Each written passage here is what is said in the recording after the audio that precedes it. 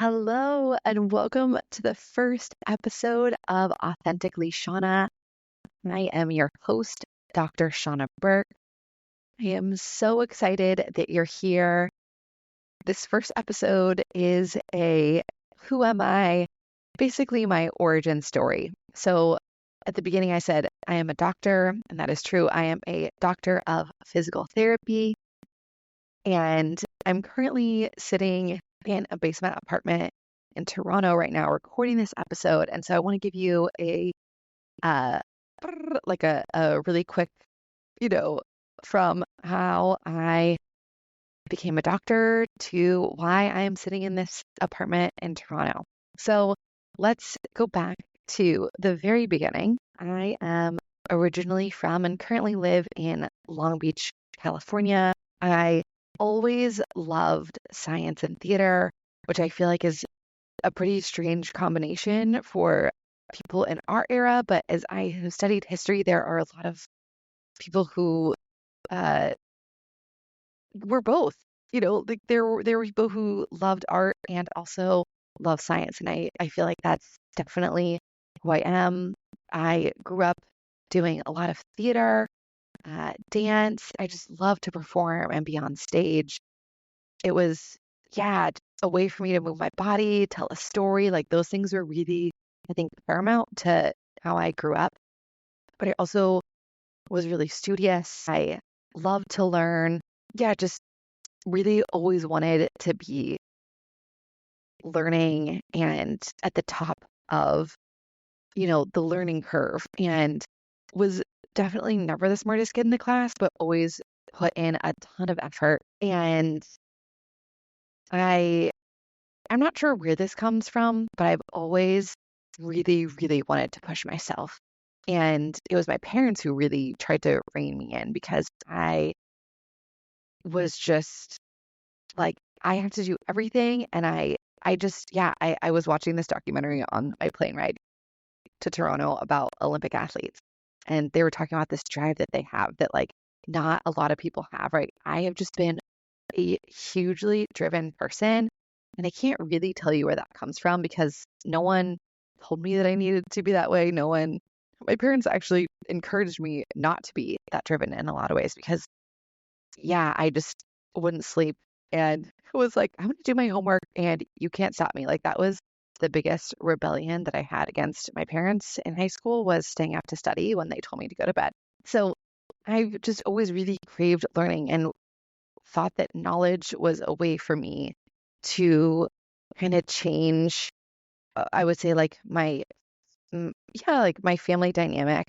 And I really wanted to do something that was bigger than myself. And I think that probably sounds strange for someone who's like 16 to know that like I want to do something that's bigger than myself and I don't know what that is and I don't know how I'm going to get there, but I want to do something that's bigger than just me.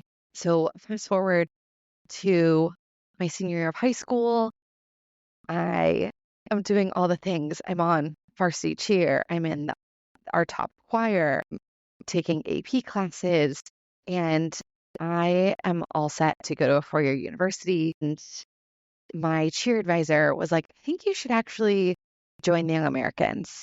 And I was like, no, I'm going to UCLA. Like this is on, I didn't have a vision board, but that was on my non-vision board, was to go to a UC school and to study science. Uh, she was like, Shawna, I just don't think, I don't think you need to do that. Like, I think you would really enjoy being in the Young Americans, which um, it's a lot different now. I think secondary to COVID and some other things going on. But back in my day, uh, I joined in 2006. So I did decide to join the Young Americans. And it was in Corona, California. And you went and I'm going to call it like hippie college. And I really got to break down what it meant to be a teacher and what it meant to be a learner. So a part of this training was that you were going to go teach music and theater and dance, basically as self-motivation and a way for people to express themselves, mainly to school children, but also to adults all over the world. So I joined in '06 right after high school and did my first year of college. And it was really tough. I really struggled with my identity and who I was as a performer. And yeah, I just had a lot of self-worth issues. And I think like with anytime anyone jumps into a pool where they're in a pool with a ton of talented people, you kind of go, who am I? Like, what makes me different? And I've always been a great actress and someone who can sing and dance. And so I feel like me as an actress really got, I'm going to say elevated. Like that was the thing that I got cast in a lot of times was because of my acting skills, and which was great for when we did more regional stuff, but not as great when we went on tour because it just didn't translate as well. So I, uh, yeah, I feel like I didn't really know what my role was.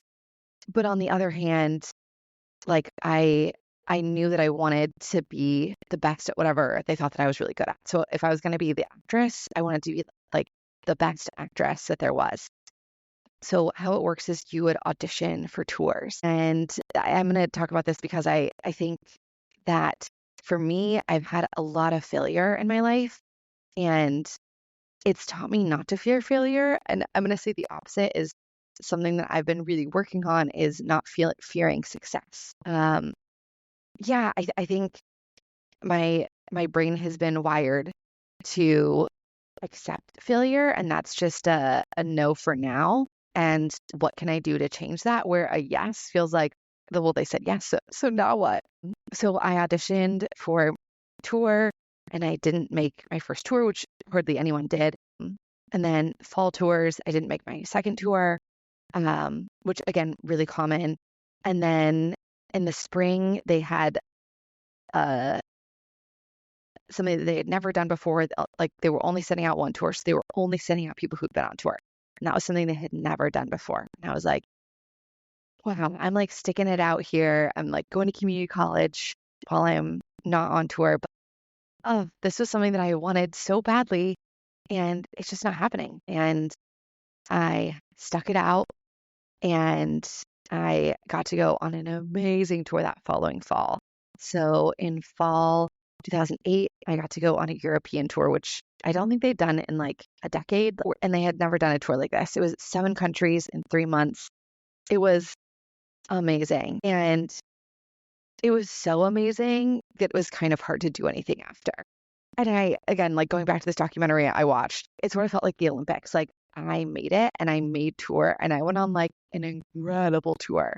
And I was on a tour where I was not only valued as a person, but as a cast member. There was a lot of injury on that tour, unfortunately. And so a lot of people from our cast went home. And so when you go out on tours, there's a 1 hour show that we do beforehand as like a thank you. This is who we are as performers. And then over a 3-day workshop, we've taught the students, whoever they are, adults, children, a 1 hour show that they do with us.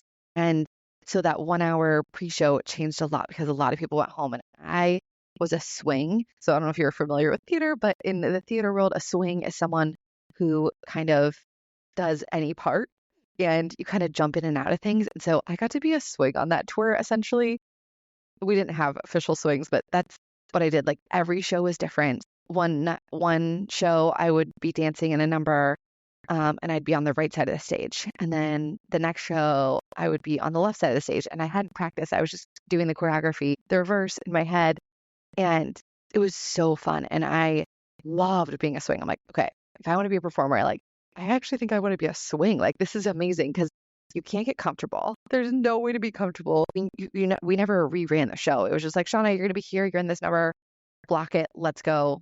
And then 2 hours later, we do the show.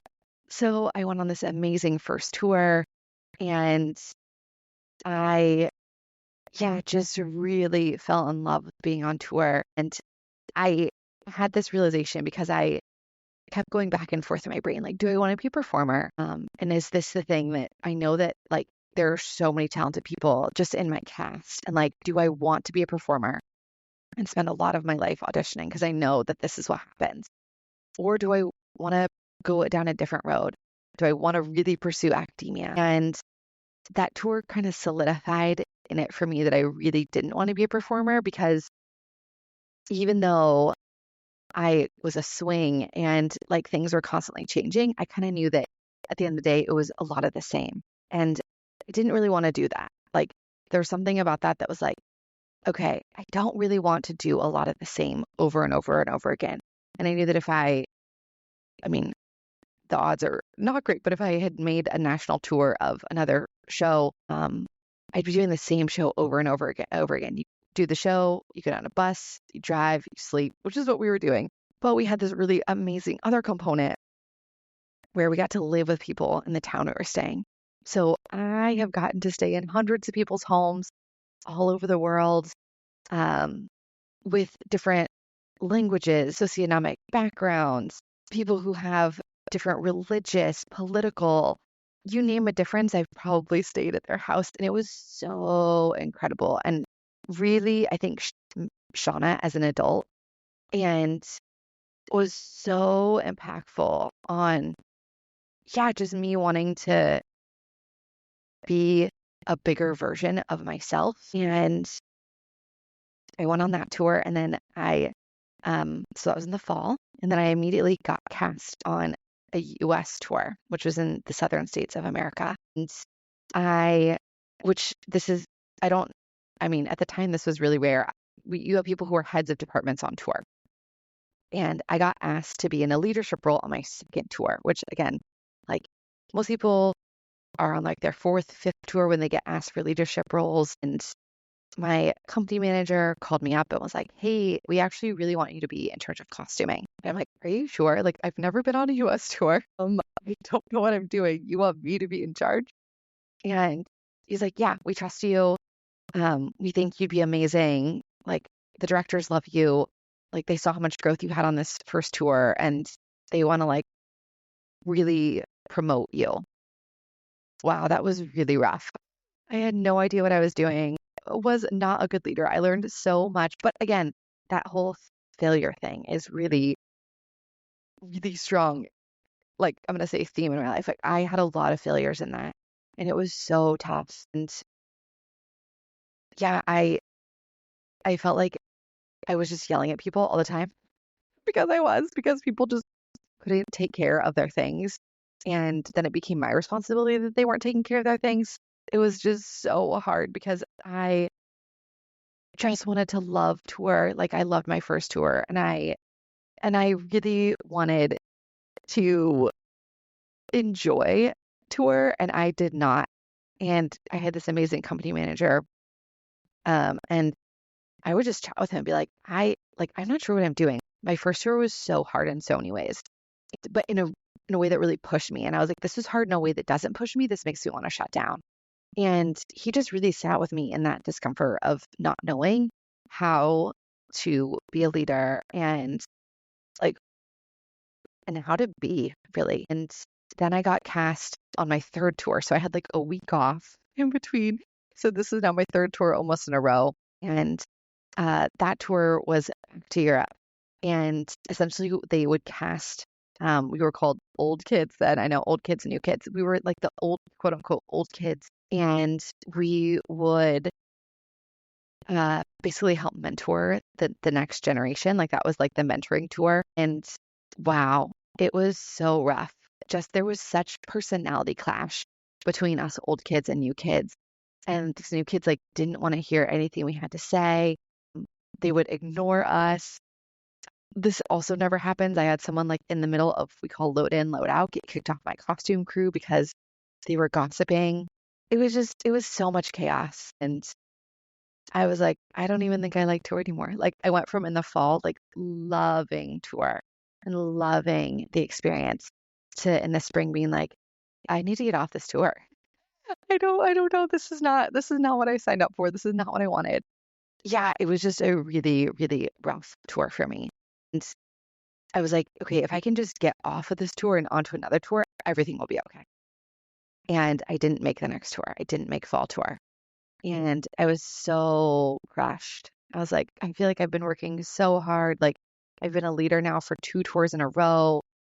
And I know that I like was miserable, but like, I want to do it again.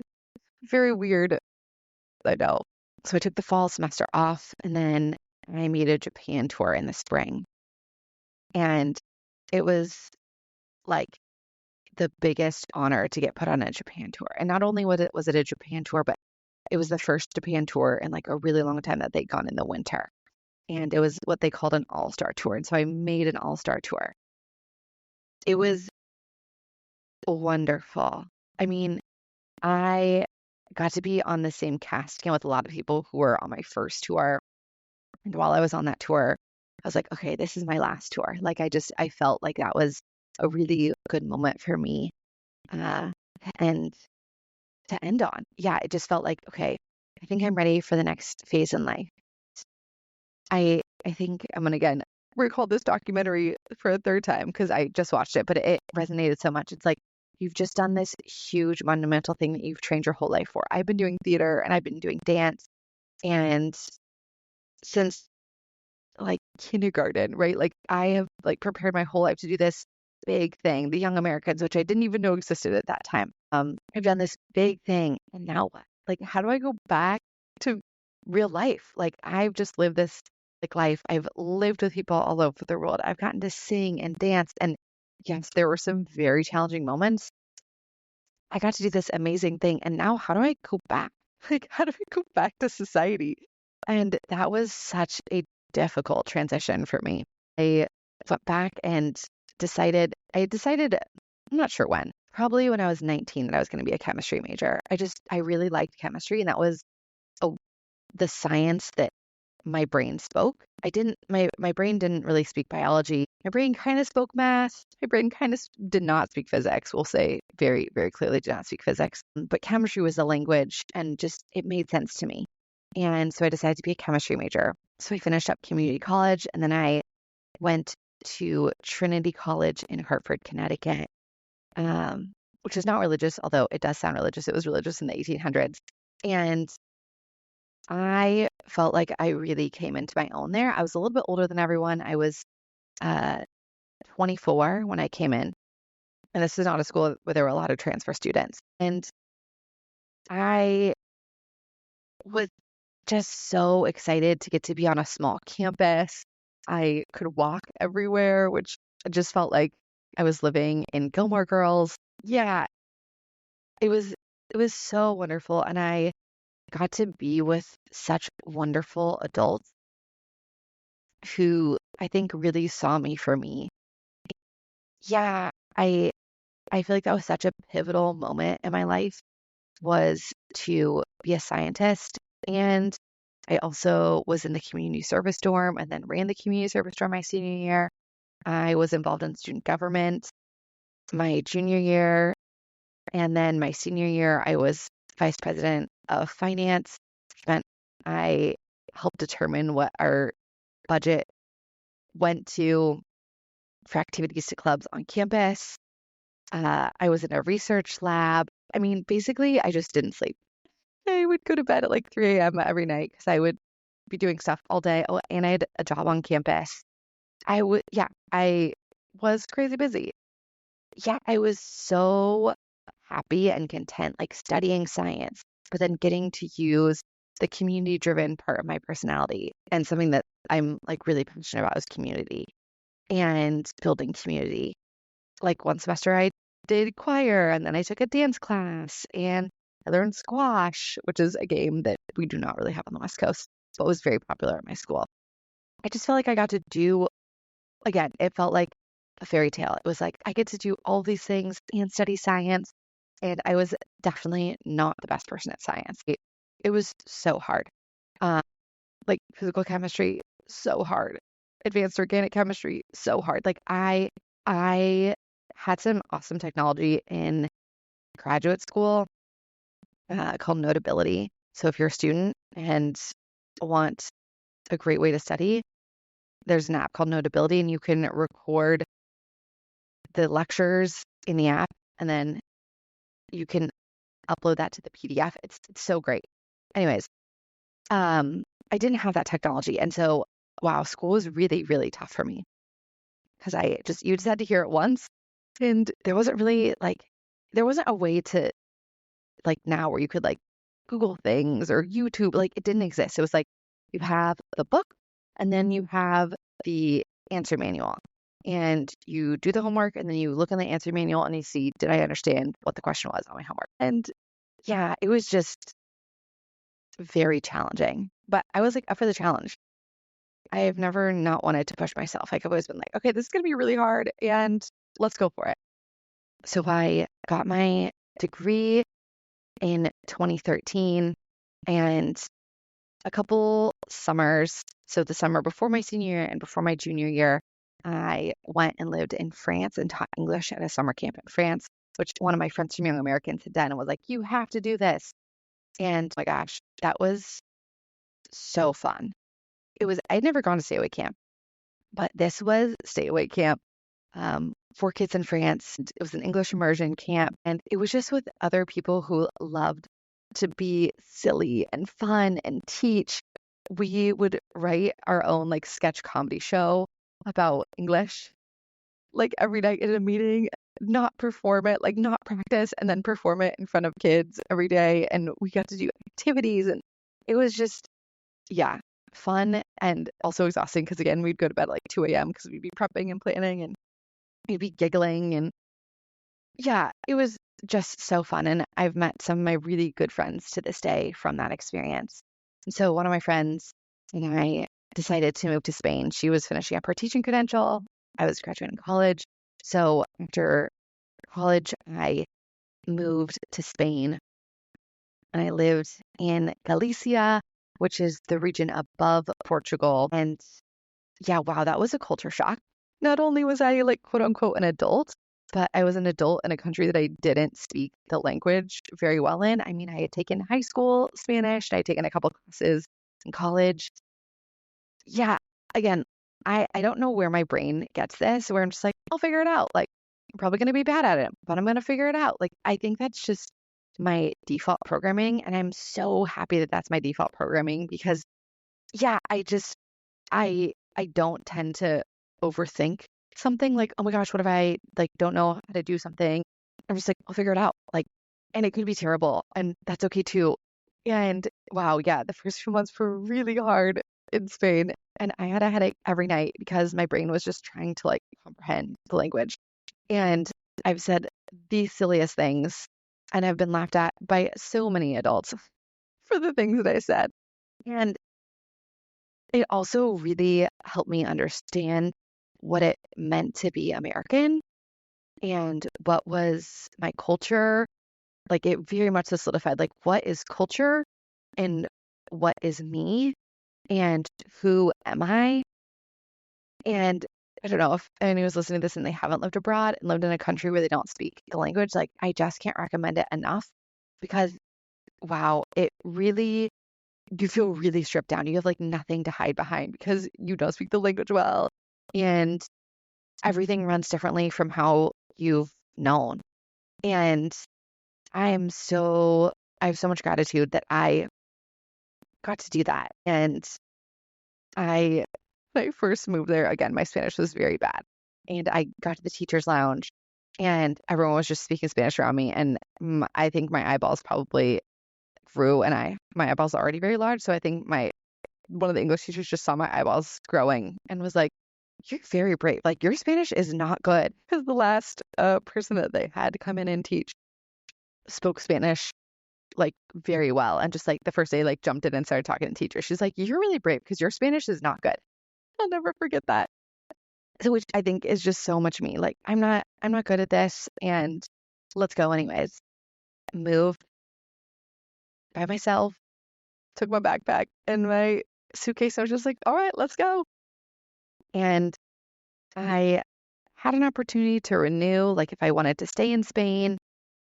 At that point, I was like, I've done so many amazing things. I'm 26. I've traveled so much of the world. I've seen so much of the world. I think I'm ready to like start a career in America. And the whole reason why I had not the whole reason, but a big reason why I had gotten a degree in chemistry, one, because I was really fascinated by it, but two was I really wanted to work in cosmetics. It would be so fun to be a cosmetic formulator. And yeah, I just get to be creative and do something that was beautiful, but also science. And so I moved home after being in Spain for 8 months, and no one would hire me. And I think we're sort of in that phase again where it's like, well, you don't have experience. It's like, well, yeah, I just graduated college and then I moved abroad. Yeah, I don't have experience. Like, what would you like me to do? And so I really struggled to find a job. And the first person to offer me a job was someone who was starting her own line, and she had a laboratory in her house, in her kitchen. And I was like, well, it'll be experience. And it was awful. It was like living in a soap opera. Her and her husband didn't get along very well, and she had a son who was like failing out of ninth grade, and they had a, one of her husband's sons from a different marriage friends living with them, and he was dating someone from a foreign country. It was just, it was wild. But also I realized this is not what I want to be doing, because as we worked on formulations, it was literally like, okay, Shawna, you're going to remake this formula, and instead of putting 2 drops of this in, you're going to put in 3. I was like, I don't think I can do this. I was just in a lab by myself for hours at a time. I was like, I don't think I can do this. Like, I don't think I want to do this. And the thought of going back to graduate school for chemistry is bananagrams. Essentially, you apply to a program that could take up to 6 years, and you apply to a research lab that you apply to a school to research that you might be interested in, but you're never guaranteed a slot in that research lab. And you have no idea what part of research you're going to be in. It's kind of just like a really big mystery grab bag. And I was like, I don't think I can do that. I don't want to do that. I don't want to go to graduate school for another 6 years. And I was really considering moving back to Hartford because I really loved Hartford. I was like, maybe I'll just work in community development. Like, I love working in community. Um, and I really love Hartford, and I know a lot of people there. And yeah, I had planned to move. I we'll take a step back in time. When I was about 19, I was diagnosed with a condition called interstitial cystitis, which is basically like we don't have any idea why you're having inflammation. And it was in my bladder, and it was very painful. Your bladder wall is essentially, it has a rash. So anytime you have liquid, which is all the time because your bladder is a continuously filling organ, it burns. And so I would go in and I would have intraurethral medicine that they would put in there, and it went away. But my voiding, like urinating, it was never the same. And while I had gotten treated for that, the doctor was like, your hymen, which is a tissue that is supposed to completely dissolve by the time you're born, with female anatomy, wasn't dissolved. And so there was like a thick band of tissue going from one side of my vaginal canal to the other. And I had realized that when I was in high school because I had tried to use a tampon, and I went to pull it out and there was something stopping it. And I was like, okay, I was paying attention in anatomy class, not anatomy, like sex ed class. And like, they told us it was an open hole. Like, this is not an open hole. What is going on? But I kind of dismissed it. I was just like, I don't know. I don't know what's going on. No, I don't know anything about that part of my body. I grew up in like a fairly religious household, and like that was like, you don't know about that part of your body. That is for your husband. And so I was like, oh, I don't know. That's someone else's problem, really. Like, I don't know. Like, I don't even know what's going on down there. If you would have asked me how many holes I had at that point in my life, I would have had no idea. I also had no idea that there was muscles down there. Like, I know that probably sounds really silly, and I'm telling you this as like a doctor of physical therapy. I had no idea that there was muscles down there. Like, I just thought it was a big hole. Anyways, so when I was 20, I had a hymenectomy. So I went under and they clipped the 2 sides. Again, minor surgery, only surgery I've had. My bladder just never felt right. Like, from doing the catheterization and having that surgery, my bladder just never really felt right. And I was getting to a place where I was like making my world very small because I always had to go to the bathroom. I always had to urinate, and I could only hold it for about 30 minutes. So I was like trying to time when I could urinate. And so I, in the intermedium between me figuring out what to do with my life, I was substitute teaching. And so I would like not drink water all day because I couldn't just leave a classroom to go to the bathroom. So I was like water restricting. And then I would drink water all afternoon and into the evening. And then I have to wake up several times to go to the bathroom. And I also, I was getting to the point where I was like afraid to leave my house in a lot of ways because I was like, well, what if I'm in public and there's not a restroom? Like, what am I going to do? Like, I can't hold it. That feels awful. And so my world was getting really, really, really small. I had gone and done my yoga teacher training in Kripalu in, what year was that? I think 2015. And we had had an anatomy instructor, and I was really fascinated by anatomy. And I had taken it in college and felt kind of like about it. And he was like, I think you need to uh, take a couple courses with people who are really amazing at anatomy. So he recommended that I go take a course with Jill Miller. So if you know Jill Miller, she's the founder of Yoga Tune-Up. She lives in the LA area. And so I went and took her course, one of her courses. She has many.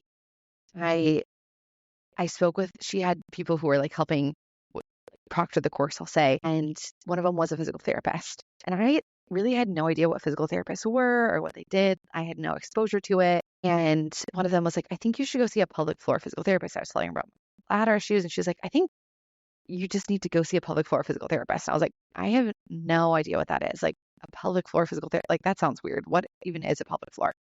I was like, well, I'm going to move to Connecticut and maybe I just go and see this person right before I leave. Well, there's one in Huntington Beach. And so I go to this clinic and I'm like, I know this probably sounds like I'm nutty, but I just feel like I'm having a hard time holding it and something doesn't feel right. And I had an internal vaginal assessment and like the very short and condensed version is my pelvic floor was overactive, which makes sense considering the history of surgery and catheterization. Like our bodies are pretty, I'm going to say, defensive. When something happens, they go in this defense mode. And so my body was just in defense mode and I didn't know how to, or we call it now like fight or flight. Like my body didn't know how to downregulate in that part of my body. And so I went to pelvic floor physical therapy for 8 weeks. And like I didn't do much that summer. I really went to pelvic floor physical therapy and healed my body. And like that was a huge turning point for me because I had never considered muscle medicine. And that's what I feel like physical therapy is using muscles as medicine. I was like, I want to do this. And so that summer I did a ton of healing and like healed my pelvic floor and really started to recognize the habits that I had. And I had to re-potty train myself, essentially. I had a timetable and a Pyrex. Oh, what is that called? Like a measuring cup. Would drink as much water as I was told, and then I would pee in a cup, essentially, and see how much it was because my brain couldn't wrap around it. It was kind of like an addiction. Like my brain couldn't wrap around. I was addicted to going to the bathroom. My brain couldn't wrap myself around holding it. I was like, I can't hold it. Like I'm gonna have an accident. And I didn't. And I re-potty trained myself and also decided to go back to school to become a physical therapist. So I had to take a bunch of prerequisites and figure out how this application process goes and retake a GRE and all like getting into graduate school is pretty bananas. And so that summer really, really changed the trajectory of my life.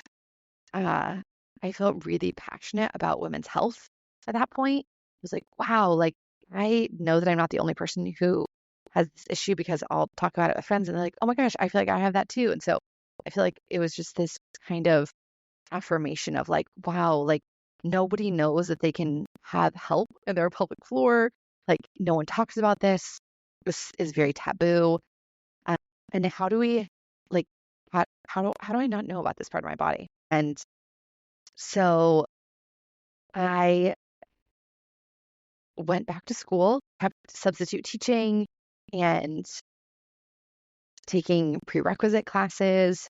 And my hope and goal was to get into Cal State Long Beach, which is like like a pretty big comedic joke because it's the university that's like 2 miles away from my parents' house.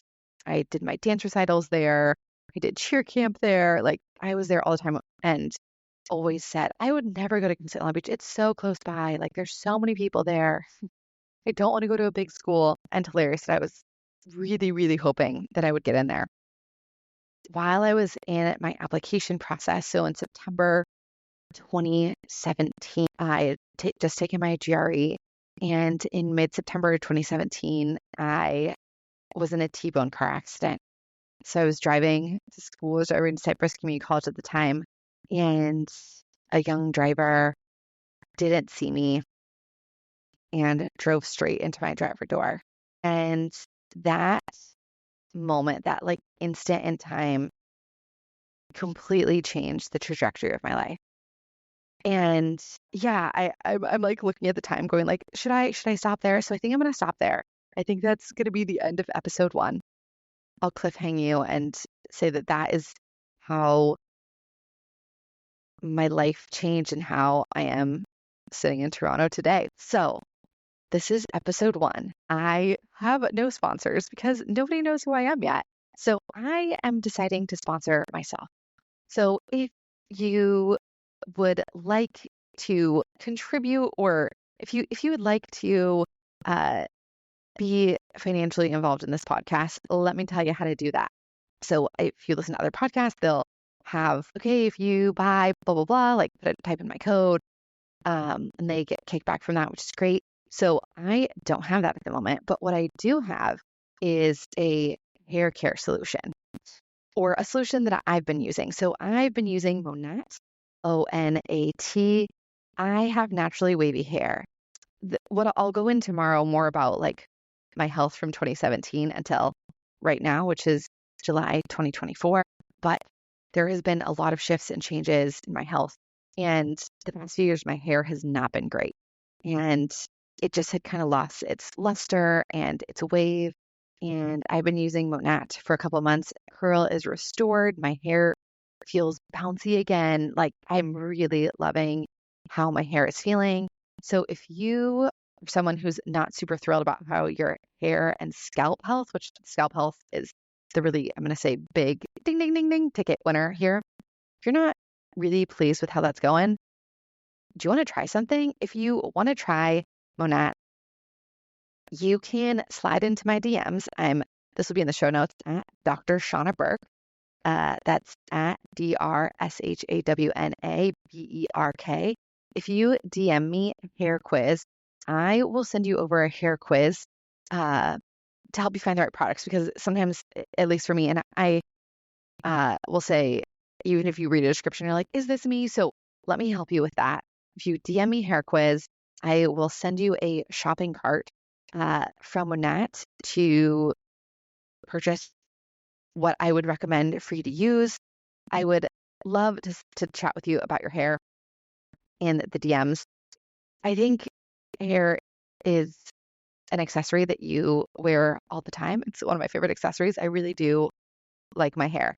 So if you are having some hair issues and you would like some scalp and hair help, please slide into my DMs.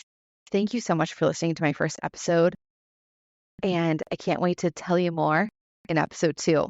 You're listening to Authentically Shawna with Dr. Shawna Berk. The information contained in this podcast is provided for information purposes only and is not intended for the purpose of diagnosing, treating, curing, or preventing any disease. Before using any products or techniques referred to in this podcast, consult your healthcare provider.